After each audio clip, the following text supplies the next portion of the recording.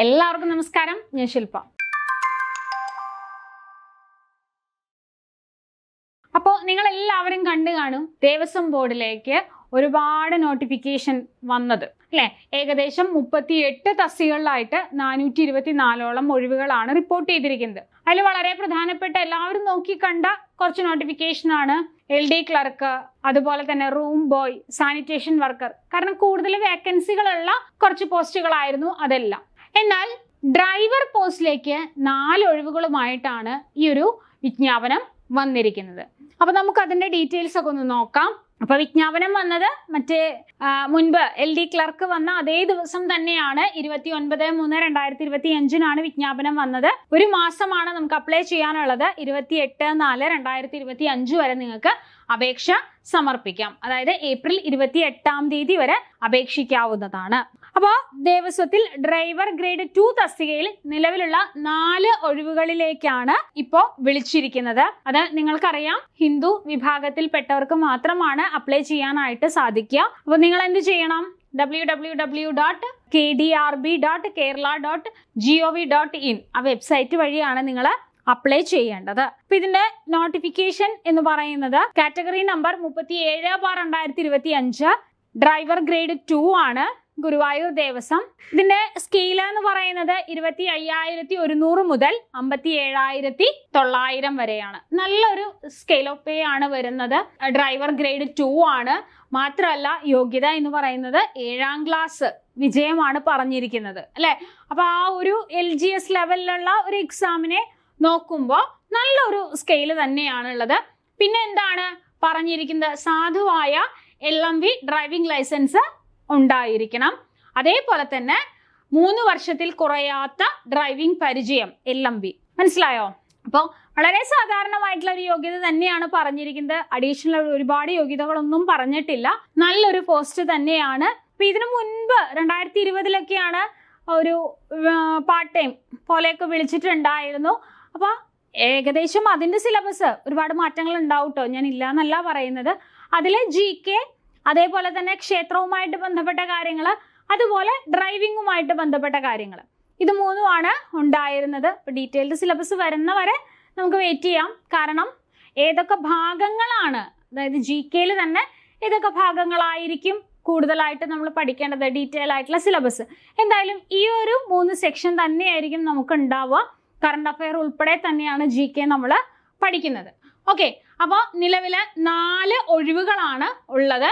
ഇത് നേരത്തെ പറഞ്ഞ പോലെയൊക്കെ തന്നെ മറ്റെല്ലാ വിജ്ഞാപനങ്ങളിലും ഉള്ള പോലെ തന്നെ 1 മുതൽ 3 വർഷം വരെയാണ് ഇതിന്റെ കാലാവധി എന്ന് പറയുന്നത്. ഇനി ഇതിലെ ഏജ് എന്ന് പറയുന്നത് 18നും 36നും ഇടയിലുള്ളവർക്ക് അപ്ലൈ ചെയ്യാം.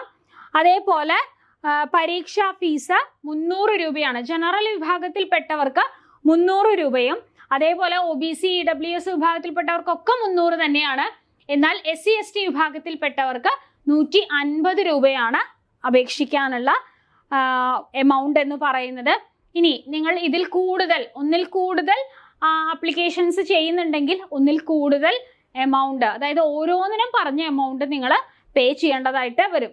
ഇപ്പൊ LD ക്ലർക്ക് ആണെന്നുണ്ടെങ്കിൽ 500 രൂപയാണ്. അതേപോലെ സാനിറ്റേഷൻ വർക്കർ, കൗ ബോയ്, ഇതിനെല്ലാം 300 രൂപ.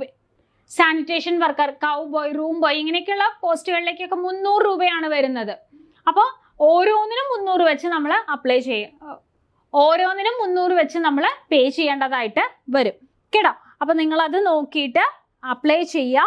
അപ്പോൾ ഡ്രൈവിംഗ് അറിയാവുന്നവർക്ക് വളരെ നല്ല, ഡ്രൈവർ ആകാനൊക്കെ ആഗ്രഹിക്കുന്ന ആളുകൾക്ക് വളരെ നല്ല ഒരു അവസരം തന്നെയാണ് ദേവസ്വം ബോർഡിന്റെ ഭാഗത്തുനിന്ന് വന്നിരിക്കുന്നത്. 4 ഒഴിവുകളാണ്. ഒഴിവ് കുറവാണെന്ന് വിചാരിച്ച് നമ്മൾ പഠിക്കാതെ ഒന്നും ഇരിക്കരുത്. കാരണം നല്ല രീതിയിൽ പഠിച്ചു കഴിഞ്ഞാൽ നമുക്കുള്ളത് തന്നെയാണ് ഈ ജോലി. നമുക്ക് ഒരുപാട് ജോലിയൊന്നും വേണ്ട. ഇപ്പൊ ഒരു 100 വേക്കൻസിന് ഈ 100ലും നിങ്ങളല്ലല്ലോ ജോലി ചെയ്യുന്നത്. ഒരു ജോലിയല്ലേ നിങ്ങൾക്ക് വേണ്ടു. അപ്പോൾ ആ ഒരു വേക്കൻസി ആണെന്നുണ്ടെങ്കിലും അത് ഞാൻ നേടും എന്നുള്ള രീതിയിൽ കോൺഫിഡൻറ്റോട് കൂടി തന്നെ പഠിക്കുക.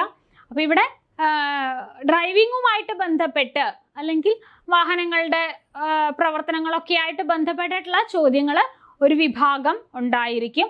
അപ്പോൾ അത് നമുക്ക് പഠിച്ചെടുക്കേണ്ടതായിട്ടുണ്ട്. ഇപ്പോൾ കേരള PSC നടത്തുന്ന പരീക്ഷകളൊക്കെ ആണെന്നുണ്ടെങ്കിലും നമുക്കറിയാലോ 50 മാർക്കാണ് അവിടെ വരുന്നത്. GK 50ഉം 50 മാർക്ക് ഡ്രൈവിങ്ങും അല്ലെങ്കിൽ വാഹനങ്ങളുമായിട്ടൊക്കെ ബന്ധപ്പെട്ട അതിന്റെ കുറച്ച് നിയമങ്ങളും അതൊക്കെ തന്നെയാണ് നമുക്ക് പഠിക്കാനുള്ളത്.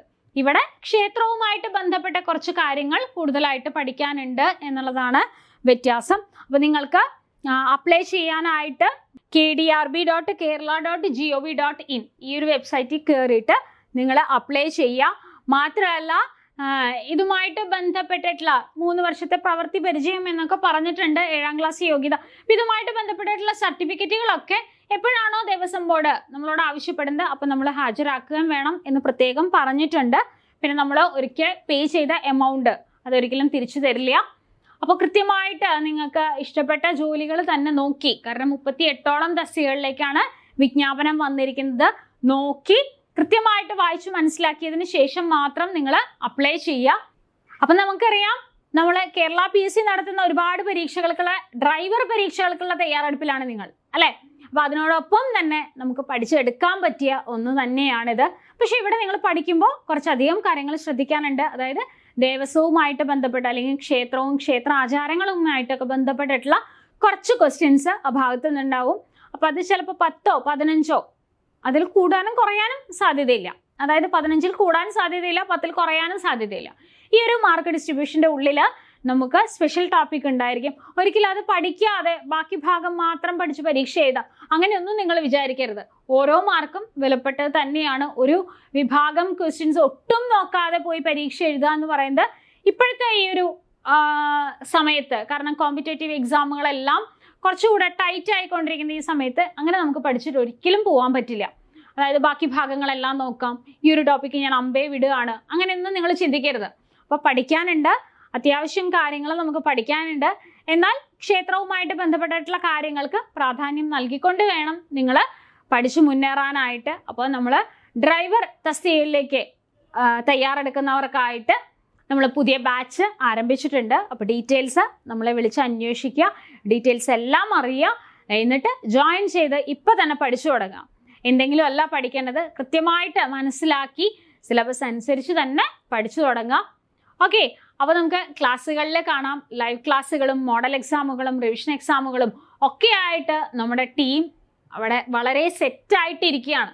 അപ്പോൾ ഇനി നിങ്ങൾ ജോയിൻ ചെയ്ത് കഴിഞ്ഞാൽ നമുക്ക് തകൃതിയായിട്ട് പഠിച്ചു തുടങ്ങാം. പരീക്ഷ വളരെ വൈകുമൊന്നുമില്ല. നമ്മുടെ ഒരു കണക്ക് പ്രകാരം ഒരു 4 മാസത്തിനുള്ളിൽ, അതായത് അപ്ലൈ ചെയ്ത് കഴിഞ്ഞാൽ ഒരു 3-3.5 മാസത്തിനുള്ളിൽ പരീക്ഷയൊക്കെ ഉണ്ടാവും.